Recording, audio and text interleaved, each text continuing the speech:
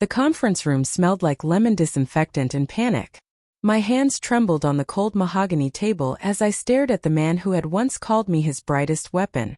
Across from me, Richard Hale, CEO of Stonemont Legal Group, flipped through a stack of papers, his tone casual, detached, as if he wasn't dismantling the last decade of my life. "Claire," he said finally, not looking up, "you've done exceptional work here. But this is where we part ways." I blinked. For a moment I thought I'd misheard him. The hum of the AC seemed too loud, the room too sterile for a word like fire to make sense in it. "Part ways," I repeated, my voice catching. "Richard, what are you talking about?" "I just closed the Carrington merger. We pulled in $12 million in new assets this quarter." He sighed, eyes flicking toward me briefly, as if annoyed by my confusion.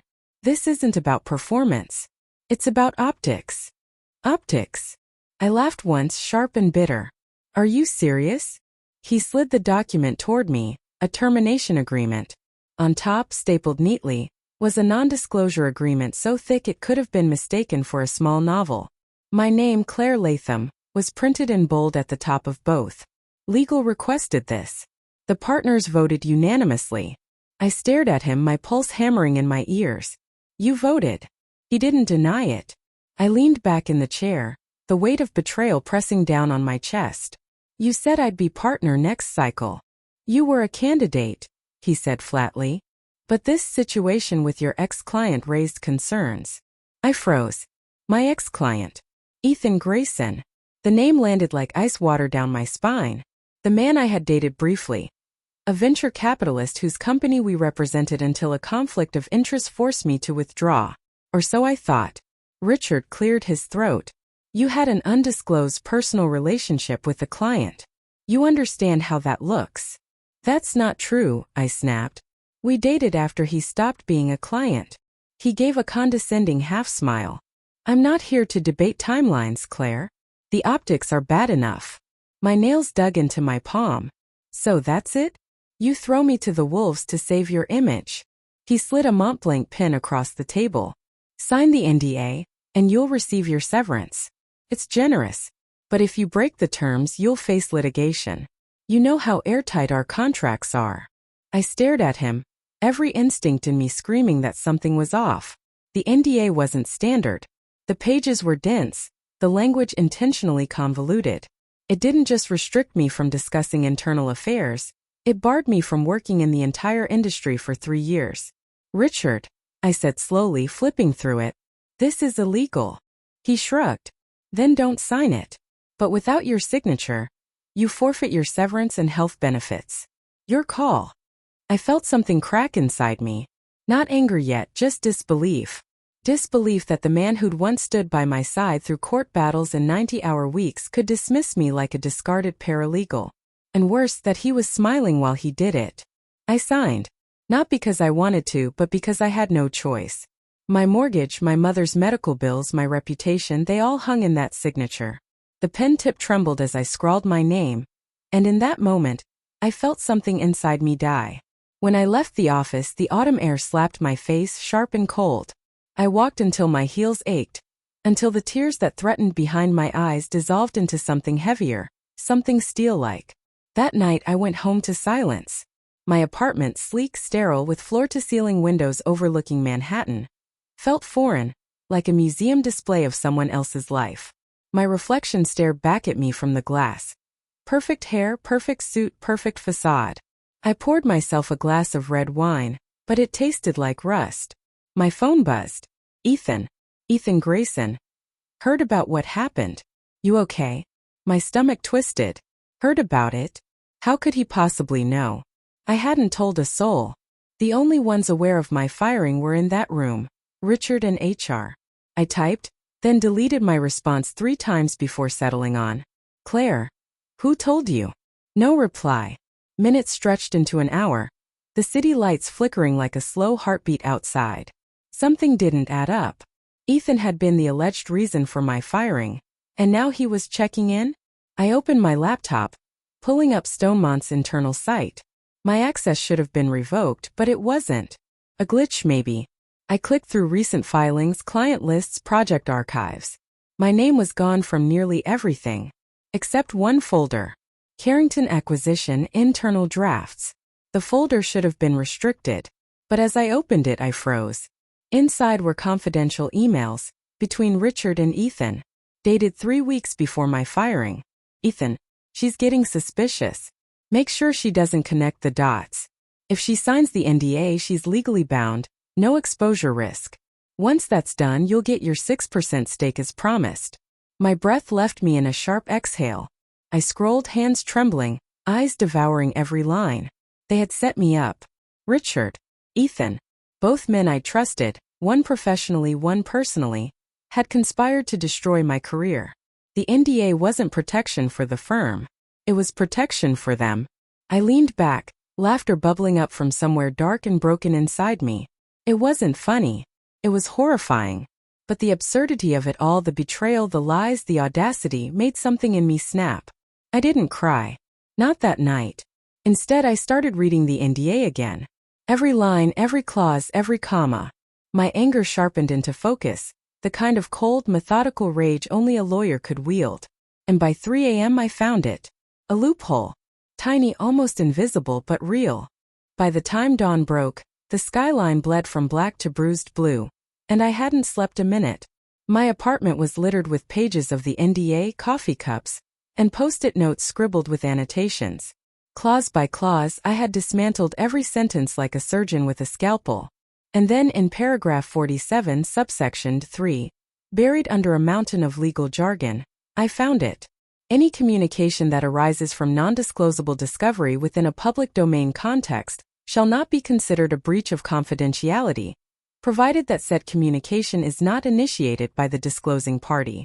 It was nonsense to most people. But to me, it was oxygen. In plain terms, it meant that if information about the firm or its partners appeared in the public domain without me initiating it, I could legally discuss it, even expand on it, without violating the NDA. A loophole. A gift wrapped in corporate arrogance. I smiled. Not because I had one yet, but because I'd finally seen the weapon hidden in the wreckage. Still, one question burned through my mind. How deep did the betrayal go? Was it just Richard and Ethan, or was the entire firm complicit? I decided to test the waters. The next morning, I slipped on my most unassuming outfit. A gray turtleneck, black coat, hair tied low, and headed for a cafe 2 blocks from Stonemont's offices. It was where the junior associates always gossiped over their overpriced lattes. I sat near the window, laptop open, pretending to read. And sure enough, I heard it. Did you see Hale's bonus this quarter? One whispered. Unreal. And rumor is that Carrington deal had off-book assets. Off-book? The other scoffed. That's money laundering. I froze mid-sip. Off-book assets. The Carrington deal. The same deal I'd closed before they fired me. The same one they'd stolen from under my name. That night I called the one person I trusted, or at least used to trust, at the firm. Lydia Tran, a senior paralegal who had quietly slipped me case files during long nights and shared office gossip when everyone else was too afraid to talk.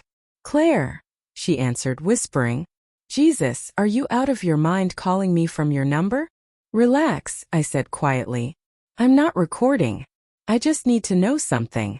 You shouldn't be talking to anyone at Stonemont. They made us sign. I know. NDA. I helped write it. A beat of silence. Lydia, was the Carrington deal clean? Her breath hitched. That was all the answer I needed. Listen, she said, voice trembling. You didn't hear this from me. But Richard and Ethan moved assets through Carrington's subsidiary. Shell accounts in the Caymans. They pinned the signatures under your name to make it look like you authorized it. My heart stuttered. What? They needed a scapegoat, she whispered. They used your digital credentials after they revoked your access. Jesus Christ, I murmured, pressing a hand to my forehead. So if this comes out, you'll go down with them, she said flatly. Unless you make your move first. After that call, I sat in the dark for a long time. No tears, no panic, just the quiet hum of fury. They hadn't just taken my job. They tried to make me the fall woman in a federal crime. I opened my laptop again, and this time I wasn't reading the NDA. I was writing emails, press drafts, anonymous legal tips. But I didn't send anything, not yet. I couldn't risk being the initiator of any leak. That would void my loophole. I needed something or someone to make the first move. And fate, as it turned out, delivered. 2 days later, a financial blog posted a short article titled, "Whispers of Accounting Irregularities in the Carrington Acquisition." No names, no details, just rumor. But rumor in law is the spark that burns down empires. Because now it was in the public domain. My phone buzzed with texts from old colleagues, reporters, even Ethan. I ignored them all. Instead, I called an anonymous contact at the Department of Financial Enforcement, using a voice modulator I'd bought online. I didn't need to leak anything. I just confirmed what was already being discussed publicly. Every word I spoke fit neatly within my NDA's legal gray zone. By the time I hung up, my pulse was steady, controlled. I was playing their game, but by my rules now. 3 weeks later, Stonemont's offices were under federal audit. The firm scrambled, sending out internal memos about data integrity and confidential cooperation. The partners panicked. And then Richard called. I let it ring twice before answering. "Hello, Claire," he said tightly. "We need to talk." "Do we?" I said, swirling my tea slowly. "Last time we talked, you handed me a termination letter." He exhaled hard. "This isn't about that. We just need clarity. Did you talk to anyone about the Carrington deal?" "I can't," I said smoothly. "You made me sign that NDA, remember?" He paused. "Then why are they coming after us?" I smiled faintly. "Maybe because they found something worth coming after." His tone hardened. "You think you're clever, Claire? You think you can outsmart me?" "I don't need to outsmart you, Richard," I said softly. "You already buried your own company. I'm just watching you dig." He cursed under his breath, but I ended the call before he could say more. For the first time since that sterile lemon-scented conference room, I felt powerful. But power is never simple. Because as I started to unravel their empire, I began to see shadows in places I hadn't looked before. Ethan called me that night, this time from an unknown number. His voice was quiet, trembling. "Claire, please. You don't understand. I didn't want this." I almost laughed. "Didn't want what?" "The money. The partnership stake. My career burned to protect your deal. It was Richard's idea. He said if I didn't cooperate, he'd expose me to the board." "Expose you for what?" "Silence." That silence chilled me more than any confession could have. I suddenly understood. Ethan wasn't just complicit. He was trapped too. And that made him useful. By the time I ended the call, my plan had shifted. I didn't just want revenge anymore. I wanted evidence, and Ethan was going to help me get it. I texted him a single line. "Claire, meet me tomorrow night. 9 p.m. The cafe near the river. Don't be late."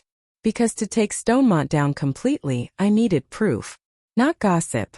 Not suspicion. Proof. And Ethan was the one man who still had access to the vault. The Hudson wind cut through my coat like a knife as I waited by the cafe's riverside windows. The reflection of the city shimmered on the black water, restless and cold. I'd chosen the spot deliberately, half public, half private. Too open for an ambush, too quiet for comfort. Ethan arrived 10 minutes late, his usual arrogance replaced by something hollow. His suit was wrinkled, his tie missing. The man who once reeked of confidence now looked like he'd been stripped of everything but guilt. "Claire," he breathed, sliding into the seat across from me. "You look." "Don't." I cut him off. "We're not here for nostalgia." He swallowed hard and nodded. The silence between us was heavy, years of betrayal condensed into air so thick it burned to breathe. I watched him fidget with his hands, the same hands that once touched my face, the same hands that had signed my professional death warrant. "Richard's losing control," he said finally. "The board's panicking. The audit team found inconsistencies, millions missing. He's trying to pin it on you." I smirked cold and sharp. "He's going to need more than forged emails to make that stick." Ethan shook his head. "You don't understand. They found your digital signature on the offshore transfers. It's ironclad." I leaned back, heart pounding but voice steady. "Then we prove it's forged." His eyes flicked up to mine, hesitant, searching. "I kept a backup." of the original transaction logs. If we can match the metadata, it'll show the tampering. Where? The vault, he said softly. Server room at Stonemont. Richard had everything moved there after the audit started. I let out a breath I didn't realize I was holding. The vault. That was the final piece. Then we get in, I said simply. Ethan blinked, startled. Claire, that's insane. They've got new security. Keycards. Retinal scanners. You still have your credentials. They're tracking everything now. I leaned forward, lowering my voice. Then we don't use you. We use me. He frowned. You were terminated. Your ID's dead. A slow smile spread across my lips. Not entirely. HR revoked my access, but the IT deactivation was scheduled through payroll, monthly cycle. It hasn't hit yet. If I enter through the backup admin server, I can ghost the log. Ethan stared at me like I'd turned into something dangerous, and maybe I had. Claire, if we get caught, this isn't a slap on the wrist offense. It's federal. They made it federal the moment they framed me, I said quietly. Now I'm just balancing the scales. That night I broke into my old life. It felt surreal walking through Stonemont's glass lobby again. Security guards, white marble floors, the faint scent of disinfectant. Everything looked exactly as it had the day they fired me, except now I moved like a shadow among ghosts. Ethan had disabled the exterior cameras for 15 minutes. That was our window. We slipped inside through the side stairwell, his breathing ragged behind me. Every creak of my heels on the tile echoed like a gunshot. My heart thrummed with the adrenaline of risk, and something darker, vindication. When we reached the server vault, the keypad blinked red. Ethan pressed his thumb to the scanner. The lock clicked. After you, he whispered. Inside, the hum of cooling fans filled the room like 1,000 whispers. Rows of metallic racks glowed blue in the dim light. This was where the firm's secrets lived. Every transaction, every dirty contract, every lie disguised as legality. Ethan guided me to a single workstation. The external drives are in here, he said, opening a locked drawer. But if we copy them, it'll trigger a system alert. We're not copying, I said, sitting at the terminal. We're redirecting. He blinked. Redirecting. Metadata rerouting. I'll bounce the logs through a public relay, disguised as an internal sync. By the time they trace it, the files will already be mirrored on an encrypted server. I began typing, the muscle memory of my career snapping into place.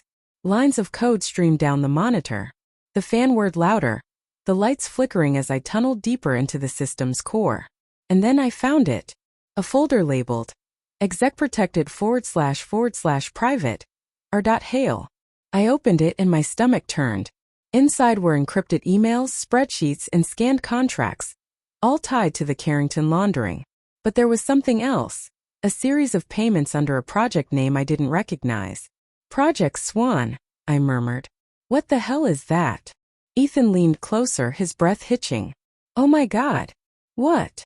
I demanded. He pointed to one of the payment routes. That's not Carrington. That's Claire, that's Havenbrook Medical. Your mother's insurance provider. For a moment the world stopped. The fan's hum faded. My pulse roared in my ears. I clicked open the file. And the truth hit me like a blade through the chest.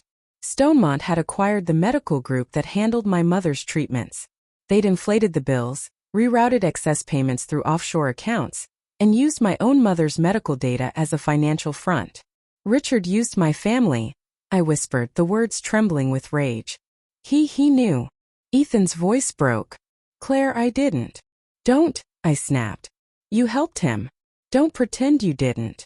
His face twisted with guilt. I didn't know it involved her. I swear to God. I stood up, shaking, fury burning through me like acid. You let them destroy me, Ethan. You let them drag my name through mud, steal my career, and use my mother as collateral. And now you're sorry. I'll fix it, he said desperately. I'll testify. I'll give you everything. Just please let me make this right. The room felt smaller suddenly, the air thick with betrayal and old pain. I looked at him, really looked, and realized something fundamental. Ethan wasn't my ally. He was my liability. Because guilt only lasts until fear takes over. And fear makes people talk. Get out, I said quietly. He blinked. What? I said get out, Ethan. Before I change my mind. Claire. Go. He hesitated, then turned and left. The door hissed shut behind him. I exhaled, my hands trembling over the keyboard. I wasn't done. Not yet. I encrypted the files and uploaded them to a hidden server under a dummy law firm in Zurich. Every transfer, every offshore signature, every illegal transaction, secured and timestamped. When it was done, I deleted the entire archive from Stonemont's vault. By the time the alarms went off, I was already gone. The next morning, the headlines hit like lightning. Stonemont legal under federal seizure. CEO accused of embezzlement and fraud. Whistleblower sources reveal Project Swan medical scam. Hospital data leaked, millions impacted. The firm collapsed overnight. Partners fled, accounts froze, and Richard Hale was taken into custody within 24 hours. I watched the footage on TV, coffee in hand, the city bathed in golden morning light. He looked smaller in the police car, handcuffed, shouting about false evidence. He had no idea where the proof came from, because I hadn't leaked it. The server had, automatically, a failsafe built into the loophole clause itself. And legally, I had done nothing wrong. But Ethan wasn't on the news. He'd vanished. And something told me he wasn't done yet. Because betrayal doesn't die cleanly. It festers. And when it does, it always comes back. 3 weeks passed. 3 weeks since Stonemont collapsed under the weight of its own deceit. 3 weeks since Richard Hale's mugshot became the face of corporate corruption. 3 weeks since the whispers stopped, and the silence began to feel heavier than the noise ever had. I thought it would feel like victory. It didn't. Justice isn't clean. It doesn't come with music swelling in the background or champagne in crystal glasses. It comes in the quiet, in the sound of your own breath echoing through an empty apartment at midnight, and realizing the war's over but the battlefield is still inside you. My mother's medical coverage had been restored, her records cleared. The investigation into Project Swan had revealed dozens of fraudulent accounts tied to Stonemont's upper management. I'd been interviewed as a consultant witness, but legally I was untouchable. The loophole had worked perfectly. And yet, every night I found myself staring out the same window, over the same city that had once swallowed me whole, wondering if I'd gone too far. It was raining when the knock came. I almost didn't answer. But something in the rhythm, soft, deliberate, familiar, made my heart skip. When I opened the door, Ethan was standing there, soaked through, pale eyes hollow. He looked like a ghost dragged back by unfinished business. "Can I come in?" he asked. Part of me wanted to slam the door in his face. Another part, the lawyer, the strategist, wanted to know why he was still here. So I stepped aside. He walked in slowly, dripping water onto the hardwood. I said nothing, just watched him take in the apartment like it was a crime scene. Which, in some ways it was. "You've seen the news," I said finally. "I've seen everything," he whispered. "Richard's in custody." The partners turned on him. "But, they're looking for me now." I tilted my head. "You helped them. You forged the records. What did you expect?" He looked at me with something between guilt and desperation. "I didn't think it would go this far. I thought, God, Claire, I thought you'd just walk away after the NDA. I laughed, short, sharp, bitter. "You thought I'd walk away after you destroyed my career?" He winced. "I didn't destroy it. Richard did. You signed off on it." "I was trying to survive," he snapped, voice cracking. "You think I wanted any of this? I was already drowning in debt. Richard promised me a cut, a way out. And when he said he'd expose my accounts if I didn't play along, I cut him off. So you sold me out." He swallowed. "Yes." The admission didn't shock me. What shocked me was how calm I felt hearing it. No rage. No trembling. Just a hollow clarity. He took a step closer. "I want to make it right." "You can't." "I can," he insisted. "I still have access to backup servers, personal accounts, names, offshore logs Richard never filed. I can help you finish what you started." I stared at him. His voice was trembling, his hands shaking, not from fear of me but of something else. Something coming. "Who are you running from, Ethan?" He hesitated, then whispered. "They weren't Richard's accounts. They belong to investors, people higher than him. People who don't want this to go public." And they think you still have their money, I said quietly. He nodded. The air between us thickened. I could hear the rain drumming harder against the windows, thunder crawling closer. My instincts screamed that this was no coincidence, that he hadn't come for redemption but for refuge. Claire, he said, stepping forward, voice low, pleading. They're watching me. I can't trust anyone else. Please, I need your help. You need me to clean up your mess, I said flatly. I need you to survive, he shot back. They'll come for you too. You were the leak, even if they can't prove it. I folded my arms. So you came here to save me? No, he said softly. I came here because you're the only person smart enough to fight them. Lightning cracked outside. The lights flickered once, then held. Somewhere deep inside me something shifted. For years I'd lived in a world ruled by men like Richard, and now by men who thought they could hide behind him. Every one of them believing they could manipulate, control, silence. I walked to my desk and unlocked a small drawer. Inside sat a flash drive, matte black, engraved with a single letter, S. Ethan's eyes widened. What is that? The insurance policy, I said simply. Encrypted copies of everything, including your name, your transactions, and the offshore accounts. His face went pale. You kept it. Of course. I don't burn evidence. I weaponize it. You can't, he started, voice cracking. Claire, if you release that. Then what? I stepped closer. They'll come for me? They already did. They took everything, my career, my mother's peace, my name. Now they can have the only thing left. My wrath. He stared at me like I was someone unrecognizable, and maybe I was. Claire, he whispered. If you do this, there's no going back. I smiled faintly. I don't want to go back. That night I uploaded the final drive. Not to the government. Not to the press. To every major shareholder, investigative firm, and compliance board connected to Stonemont's parent corporations. It wasn't revenge anymore. It was exposure. A legal detonation, one signature at a time. By morning the markets trembled. By afternoon arrests were made in London, Geneva, and Dubai. By evening the name Claire Latham was whispered across every boardroom like a curse and a prayer. 2 days later I received an envelope. No return address. Inside was a single sentence written in black ink. You opened a door you can't close. No threats. No pleas. Just a reminder. I folded the note and stared out my window. The city lights reflected in the glass like tiny fires. Somewhere out there, Ethan was running again, from them, from me, from himself. Maybe he'd survive. Maybe he wouldn't. But for the first time in my life, that wasn't my concern. Because I had built something stronger than survival. I had built truth. And the truth, once set free, doesn't silence itself. Weeks later, I sat in a cafe near the river. The same one where this had all begun. My coffee had gone cold, untouched. Across the street, a new law firm was setting up shop. Young associates bustling with optimism. A woman brushed past my table, dropping a folded newspaper in front of me. On the front page, global investors indicted after massive corporate fraud uncovered by unnamed source. I smiled faintly.